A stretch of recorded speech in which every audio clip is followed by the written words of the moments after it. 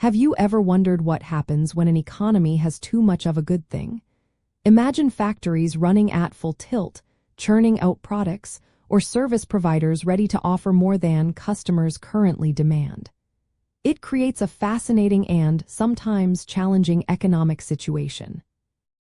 Overcapacity, which is when an economy's productive potential significantly exceeds current aggregate demand, generally leads to falling general price levels. This happens because businesses, facing an abundance of unsold goods or underutilized services, reduce their prices to attract buyers and clear their inventories. The core mechanism at play here is a fundamental principle of supply and demand. When supply outstrips demand, producers find themselves with excess inventory or idle resources. To avoid significant losses and maintain some cash flow, they engage in intense price competition. Each firm tries to undercut its rivals, offering lower prices to capture market share. This downward pressure on prices is not isolated to one industry but can spread across the entire economy, leading to a broad decline in the general price level, which we call deflation.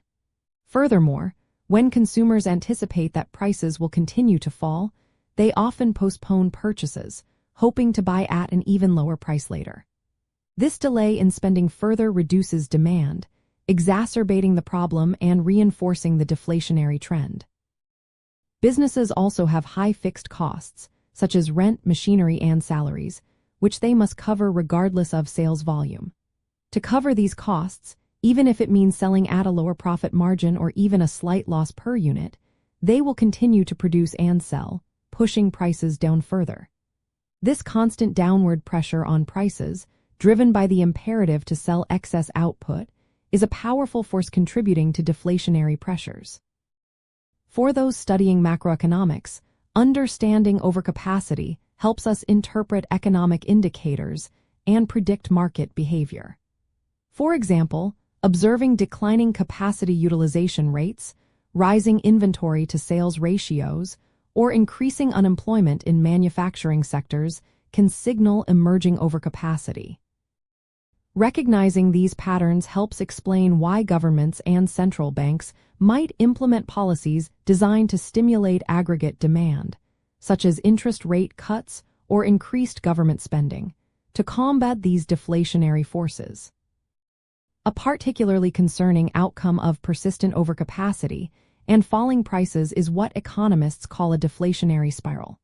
This is a vicious cycle where falling prices lead to lower profits, which in turn causes businesses to cut production, reduce wages, and lay off workers. This reduction in income further dampens demand, leading to even lower prices, creating a continuous downward loop. It is a powerful example of how an initial imbalance can cascade through the entire economic system, posing significant challenges for economic stability. Another factor is the increased globalization of production. When multiple countries can produce similar goods efficiently, global overcapacity can emerge, amplifying domestic price pressures. Grasping the concept of overcapacity is crucial for comprehending the complex dynamics of price levels in an economy. It illuminates how an imbalance between what an economy can produce and what it actually consumes can lead to widespread price reductions, influencing everything from business investment decisions to consumer spending habits. This understanding is vital for analyzing economic trends and for evaluating the effectiveness of macroeconomic policies aimed at achieving price stability and sustainable growth.